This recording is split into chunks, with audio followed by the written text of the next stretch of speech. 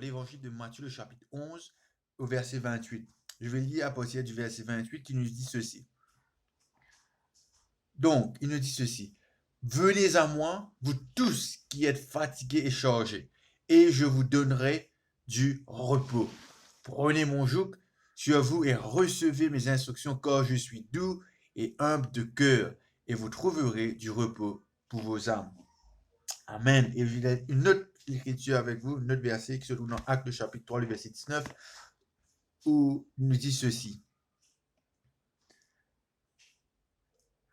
Repentez-vous donc et convertissez-vous pour que vos péchés soient effacés. Alléluia. Ce soir donc, je veux vous dire que il faut que vous soyez sauvés. Il faut que tu sois sauvé, mon frère, ma soeur. Il faut que tu sois sauvé, mon âme. Il est extrêmement important que nous pouvons comprendre qu'il est temps de se repentir. Il est temps de se détourner de ces mauvaises habitudes. Il est temps de se détourner de ces mauvaises voies, de ces mauvaises conduites et réaliser que Dieu veut que nous soyons sauvés. Quand il est venu, quand la Bible nous dit que quand le Fils de l'homme est venu chercher et sauver ceux qui étaient perdus. Alléluia. Et ce soir, je suis excité de pouvoir t'annoncer cette bonne nouvelle que Dieu, que Jésus-Christ, Fils de Dieu, s'est fait homme. Il est venu sur la terre afin que toi et moi, nous puissions avoir la vie et nous puissions être sauvés. Vous savez que en 1770, donc, il y avait un homme qui s'appelait Edward Neal. Donc, probablement pas beaucoup d'entre vous connaissez cet homme. Cet homme, donc, lors d'une compétition, il devait présenter des choses, inventer des choses. Cet homme inventa un des plus grands, merveilleux outils qu'on puisse s'en servir encore aujourd'hui. En 1770, comme je vous disais, que Edward donc inventa la gomme. Une gomme qu'on utilise bien sûr pour effacer là où nous faisons des fautes, des erreurs à la plume, au crayon. Et donc il inventa cette gomme par erreur parce qu'au fait il voulait utiliser des mie de pain pour faire toute autre invention.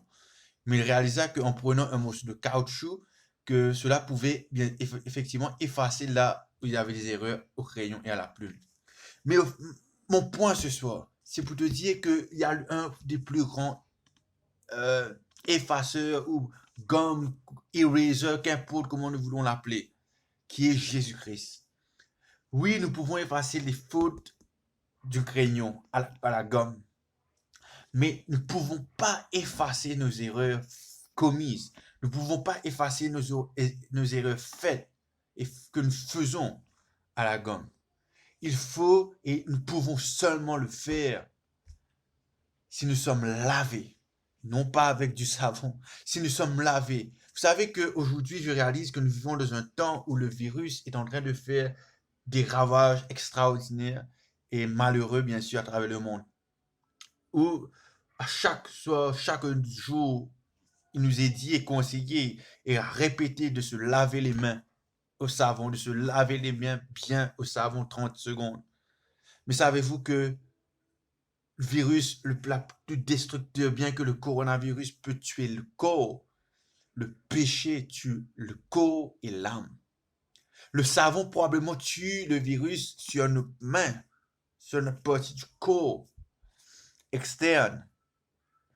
Mais le sang de Jésus a le pouvoir de nous laver, de nous purifier, de nous nettoyer, d'effacer, d'annuler tout péché, toute saleté, toute malpropreté, toute pollution de notre vie. Ce soir, c'est que tu n'as plus besoin d'être esclave de ce passé. Tu n'as plus besoin d'être esclave de ton erreur. Comme l'apôtre Pierre nous dit dans le livre de Actes, répentez-vous donc, convertissez-vous. Car, afin que vos péchés soient effacés. Plusieurs fois entendu des personnes dire que, voyez-vous, ma vie est une enfer. Je suis en train de vivre l'enfer. Mais vous savez que le diable, au fait, son rôle, le diable, au fait, le but, sa stratégie à lui, c'est de venir tuer, égorger, détruire, voler. Il n'est pas là pour donner la paix. Il n'est pas là non plus pour donner une deuxième chance. Il est là pour faire un travail spécifique qui est de tuer, voler, égorger. Il est un meurtrier, il est un menteur. Mais ce matin, donc, la parole de Dieu, l'évangile de Dieu nous dit ceci, que Jésus et que nous avons la possibilité d'avoir une deuxième chance ce soir.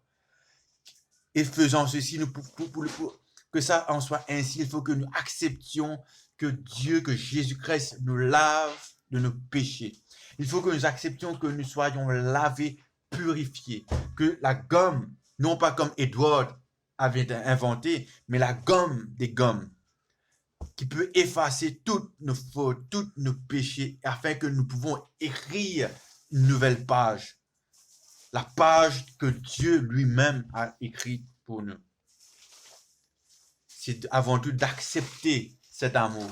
C'est avant tout d'accepter donc de rentrer et de dire, Seigneur, je me répands de mes péchés. Quelle est l'option qui se présente à nous ce soir? Elle est simple. Devant toi, mon ami, tu as deux coupes. Tu as deux options, si tu veux l'appeler, si on peut l'appeler ainsi. Une qui est la vie, l'autre qui est la mort. Et je crois que toute personne qui est un peu sage comprendront que il n'y a pas de choix finalement, que le choix, elle est évidente, c'est de choisir la vie. Et la Bible me dit que Jésus me dit qu'il est la vie. Il est la vie. Et si nous pouvons avoir la vie et la vie réelle seulement en lui, seulement en Jésus-Christ, notre Seigneur, notre Dieu. Et ce soir donc, je vais prier avec toi.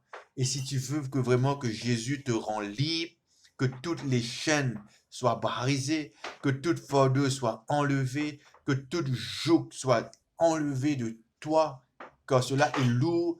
Et le Seigneur, notre Dieu, sait que ce fardeau est lourd. Tu es en train de t'alourdir, toi et ta famille. Il veut te rendre libre ce soir. Cette prière avec moi ce soir. Et rassure-toi que ce n'est pas juste de la littérature, que ce n'est pas juste quelques écrits que nous sommes à lire, mais que ce soit c'est une révélation, et ce soit c'est une parole de vérité, une parole vivante, et cette parole, si tu la reçois dans ton cœur, elle te rendra réellement libre de toute fardeau, ton âme sera guérie, ton âme sera libérée, ton esprit sera plus esclave de la servitude de la peur. Prie avec moi ce soir donc. Ce soir. Seigneur mon Dieu, j'ai entendu ta parole. Je crois, Seigneur, dans mon cœur que tu es vraiment le Seigneur Dieu qui règne. Seigneur, ce matin donc, ou ce soir, je reconnais mes fautes, je reconnais mes péchés. Et ce soir, Seigneur mon Dieu, je veux donc détourner de mes fautes, de ces mauvaises voies, Seigneur. J'accepte ta parole dans mon cœur. J'accepte, Seigneur, que tu sois celui qui règne sur ma vie. Merci, Seigneur, que c'est toi qui me délivres de toute chaîne, de toute fardeau. Seigneur, je ne suis plus esclave de la peur. Ne suis plus esclave de la maladie. Je ne suis plus esclave de la pauvreté. Seigneur, merci, Seigneur, que tu habites dans mon cœur à partir d'aujourd'hui, Seigneur. Je suis un enfant. Je suis ton enfant, Seigneur. Je ne suis plus appelé à demeurer dans la boue. Seigneur, je crois dans mon cœur, Seigneur, qu'à partir de maintenant, Seigneur, le diable n'a plus de droit sur ma vie, Seigneur, mais que c'est toi qui règnes, Seigneur, mon Dieu. Seigneur, merci que tu m'as aimé, Seigneur. Et j'accepte donc cet amour ce soir dans mon cœur, Seigneur. Merci, Père, dans le beau, merveilleux nom de Jésus. Amen. Donc, tu as fait cette prière dans ton cœur. Je t'ai juste te rassurer que tu es désormais plus esclave. Tu n'as plus besoin d'avoir peur et de crainte de rien. Et que si tu veux en savoir plus sur comment suivre Jésus, tu peux prendre contact et ce sera avec plaisir de continuer à prier pour toi, mon ami, et à te vraiment montrer encore comment le Seigneur notre Dieu, comment ton papa qui est dans le ciel, qui t'aime, qui est aujourd'hui son esprit habite en toi, veut que tu vives cette vie pleinement libre et pleinement remplie de lui dans ta vie. Que le Seigneur te bénisse.